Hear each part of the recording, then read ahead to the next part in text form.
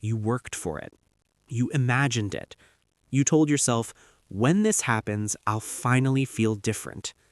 And then it happens. The promotion, the money, the degree, the attention. And instead of relief, there's a strange quiet inside you. Not sadness, not joy, just hollow. Why does the moment you win sometimes feel like losing something? Stay with me, because the answer isn't what you think. Problem deep dive. You thought the achievement would change your internal weather. You imagined waking up lighter, more confident, more certain of who you are. But the morning after the celebration, you still wake up as you.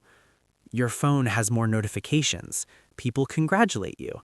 But inside, there's an uncomfortable silence. You start asking questions you didn't expect. Why don't I feel proud? Why is this already normal? Is something wrong with me? This experience is more common than you realize. Psychology calls part of it hedonic adaptation, the brain's tendency to return to baseline after positive or negative events. But that's only the surface, because what hurts isn't just that the feeling fades, it's that the achievement was carrying something heavier. It was carrying your identity. You didn't just want the promotion, you wanted to become someone. You didn't just want the relationship, you wanted to feel chosen. You didn't just want success, you wanted certainty. When the external event arrives, but the internal narrative doesn't change, the brain experiences a subtle prediction error. I thought this would fix something, but it didn't. And that gap between expectation and internal reality is experienced as emptiness. The hollow feeling is not failure, it's cognitive dissonance, and it reveals something deeper. But before we explain that mechanism, there's something important to reframe. Reframe. You are not ungrateful. You are not broken. You are not incapable of happiness. Your brain did exactly what it was designed to do. From an evolutionary perspective, the brain is not built for satisfaction. It is built for pursuit. Achievement activates dopamine, but dopamine is not the chemical of pleasure. It is the chemical of anticipation. It rises in the chase. It drops after the capture. So when you finally win, the motivational engine quiets down. And when that engine has been running your life for years, its silence can feel like emptiness. But there's another layer. If your sense of worth has been outsourced to outcomes, then success removes the tension that was structuring your identity. The goal wasn't just a goal, it was your organizing principle. Without it, you temporarily lose your psychological scaffolding.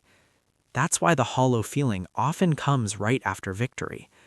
But let's go deeper, because this isn't just emotional, it's neurological. Psychological mechanism. Imagine your brain as a prediction machine. Its job is to constantly ask, what happens next? When you set a big goal, your brain builds a future identity around it. If I achieve this, I will finally be enough. This creates what psychologists call a reward prediction loop. Cue, effort, anticipation, reward. The anticipation phase releases the most dopamine, not the reward itself.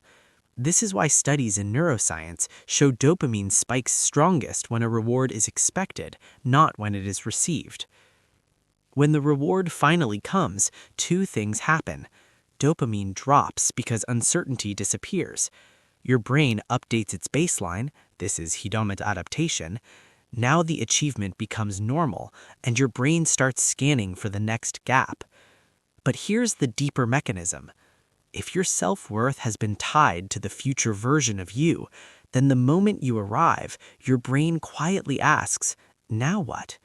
The identity you were chasing dissolves because it's no longer in the future, and the present you feels exposed, like standing on a stage after the music stops. The hollow feeling is not emptiness, it's the collapse of a projection, and projections are powerful psychological fuel. So what do you do with this hollowness? not by chasing the next win immediately. That would only restart the loop. There's a different way to structure your brain's reward system. Let's build it carefully. Practical framework. 1. Separate identity from outcome. What to do? Write one sentence. I am valuable even if this disappears. Put the outcome in the blank. Why it works. Self-determination theory shows that intrinsic worth stabilizes mood more than external validation. When identity is internal, dopamine fluctuations affect you less. Real-life example. You get promoted. Instead of saying, now I'm successful, you say, I was capable before this. This is just evidence. You're shifting from outcome-based identity to treat-based identity. That stabilizes the nervous system. What to do?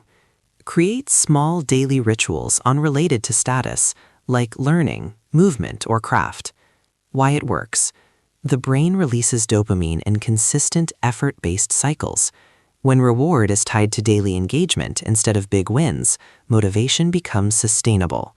Example, instead of chasing the next promotion immediately, you focus on mastering one skill for 20 minutes a day. The brain begins to associate fulfillment with progress, not applause. Visual, person quietly practicing at a desk at night. 3. Allow post-goal grief. This one surprises people. What to do? After achieving something major, expect emotional flatness. Name it without judgment. Why it works. Goal completion ends a long-term stress pattern. Your nervous system downregulates. That drop can feel like sadness. Labeling emotions reduces amygdala activity. This is called affect labeling in psychology. Example, instead of thinking, why am I unhappy? You say, this is the nervous system recalibrating. Visual, waves moving slowly at dusk. The hollow space becomes a transition, not a defect. 4. Expand meaning beyond achievement. What to do? Ask, who benefits from this win besides me? Why it works. Research on meaning-making shows that purpose activates networks linked to long-term satisfaction rather than short dopamine spikes. Example, you finish your degree. Instead of immediately asking, what's next, you mentor someone who's starting. Your brain begins associating achievement with contribution. Contribution stabilizes fulfillment. 5. Design identity around growth, not arrival. What to do? Replace the phrase, when I become, with, I am someone who. Why it works. Identity-based habits, studied in behavioral psychology, create durable change because the brain defends identity more than goals. Example, instead of, when I become successful, I'll feel confident, shift to, I am someone who learns and adapts. Now confidence is behavioral, not conditional. Visual, person walking alone at sunrise. You move from chasing arrival to embodying direction. Integration. Here's the mental model to remember. Your brain is a wave generator. It rises in pursuit, it settles in arrival. If your happiness depends on the peak, you'll always feel hollow at the shore. But if your identity becomes the ocean, steady beneath the waves, then wins become moments, not definitions. Visual. Wide ocean horizon, calm and endless. The hollow feeling after success is not emptiness, it's a signal that you were using achievement as a container for identity. Once you see that, the feeling changes shape. Quiet, empowering close. You will still set goals, you will still want to win, that's human. But maybe next time when the applause fades and the room goes quiet, you won't panic. You'll recognize the silence. You'll understand that your brain has simply completed a loop, and you are still here. Not because of what happened, not because of what you earned, but because your worth was never waiting at the finish line. It was always walking with you. Visual. Soft light through a window, dust moving slowly in the air. And maybe that's the kind of success that doesn't disappear the next morning.